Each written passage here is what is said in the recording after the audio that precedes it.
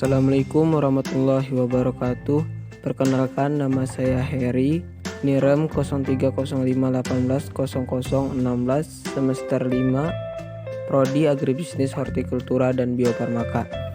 Baiklah, di sini saya ingin menjelaskan tentang manajemen kelembagaan UKM Rumah Herbal. Baiklah, yang pertama adalah deskripsi produk UKM Rumah Herbal yang berupa bibit obat dan hasil olahan. Contohnya bibit obat, jahe emprit, dan hasil olahan kunir asam. Yang kedua, deskripsi kegiatan usaha UKM Rumah Herbal, yaitu UKM Rumah Herbal dalam kegiatan usahanya akan mengolah empon-empon yang berasal dari mitra tani menjadi produk minuman kesehatan instan dan minuman kesehatan cair. Namun untuk minuman kesehatan cair baru akan diproduksi setelah usaha berjalan beberapa bulan sebagai inovasi produk baru. Produk Rumah Herbal akan dipasarkan secara offline melalui outlet sementara tempat produksi, reseller, dan dititipkan di toko-toko terdekat. Sedangkan penjualan online melalui marketplace dan media sosial.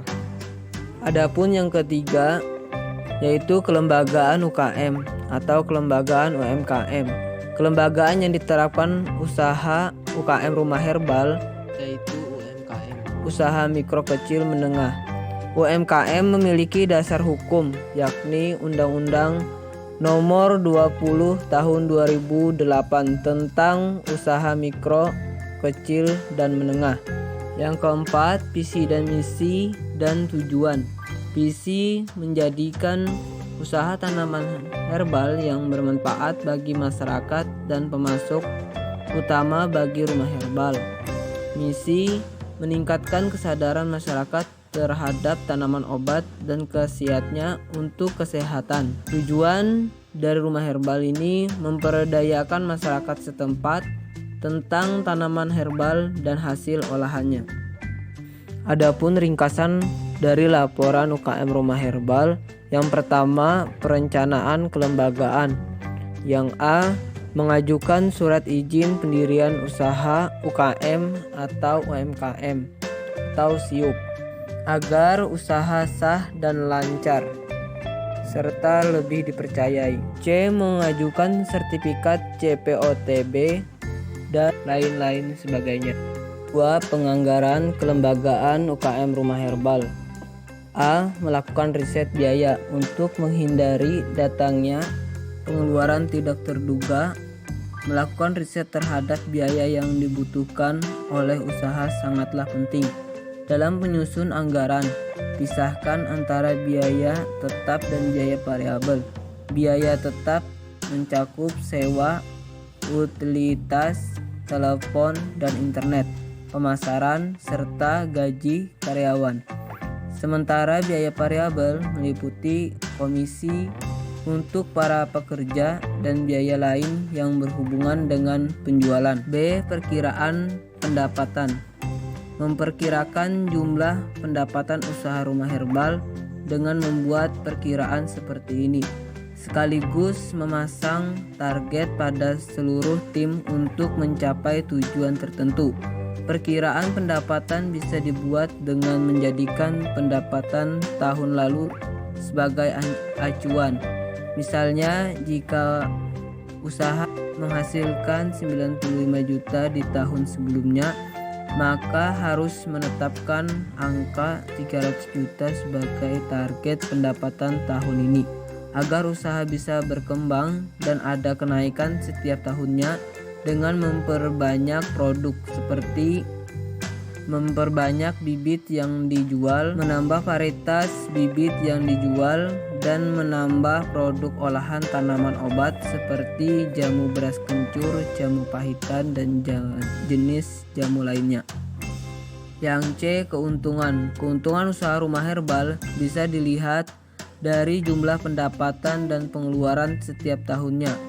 Jika usaha bisa mendapatkan 300 juta dan pengeluaran lebih besar dari pendapatan, maka usaha tersebut tidak dikatakan untung. Keuntungan bisa dilihat dari arus kas selama setahun. Dengan demikian target dalam 12 bulan dapat terpenuhi. Anggaran per tahunnya sangat membantu untuk menghitung berapa jumlah uang yang harus dikeluarkan setiap bulannya oleh usaha rumah herbal, dan apalagi ada risiko dan pengeluaran yang besar bisa dapat dikendalikan oleh usaha rumah herbal secara langsung. Yang ketiga, pengawasan kelembagaan. Pengawasan di rumah herbal yaitu dengan menerapkan 3 jenis pengawasan, yaitu A. Pengawasan pendahuluan, B. Pengawasan konkoret, dan C. Pengawasan umpan balik. Yang keempat, lingkungan organisasi. Lingkungan organisasi yang ada di rumah herbal yaitu A. Lingkungan internal seperti sumber daya manusia, modal, peralatan, dan bahan baku, serta metode. B. Lingkungan eksternal berupa kompetitor, konsumen, pasar tenaga kerja, dan instansi pemerintah. Yang C. Lingkungan eksternal makro seperti lingkungan perekonomian, lingkungan sosial, lingkungan teknologi dan informasi, serta alam. 5. Kepemimpinan dan keputusan. Kepemimpinan adalah kemampuan untuk mempengaruhi suatu kelompok untuk mencapai tujuan. Kepemimpinan dalam UKM Rumah Herbal yaitu rencana menerapkan kepemimpinan, karakteristik kepemimpinan, model kepemimpinan, dan pengambilan keputusan. Rencana penerapan kepemimpinan. Fungsi perencanaan. Setiap ketua atau pemimpin memiliki tanggung jawab sebagai pembuatan rencana kerja. Contohnya kepala produksi, maka memiliki tugas dan tanggung jawab merencanakan semua kegiatan yang berhubungan dengan produksi dari awal kegiatan hingga selesai dan membuat evaluasi terhadap rencana kerja yang dibuatnya. Pengawasan juga dilakukan. Seluruh pemimpin atau ketua memiliki fungsi pengawasan sesuai tugas yang ditentukan oleh rumah herbal serta memandang ke depannya untuk kepemimpinan di UKM Rumah Herbal yang diwujudkan dengan sikapnya yang selalu waspada terhadap segala sesuatu yang terjadi. Karakteristik kepemimpinan. Karakteristik kepemimpinan pada UKM Rumah Herbal memiliki visi ke depannya. Pemimpin harus memiliki visi atau tujuan ke depannya. Hal ini bertujuan untuk membantu organisasi berjalan dengan arah dan tujuan yang ingin dicapai agar dapat terpenuhi dengan baik dan jelas. Membuat keputusan yang tepat. Pemimpin harus mampu mengambil keputusan dengan tepat dan benar. Segala keputusan yang diambil harus sudah diketahui. Model kepemimpinan. Pemimpin transformasional memberikan pertimbangan individu dengan rangsangan intelektual dan karisma proses.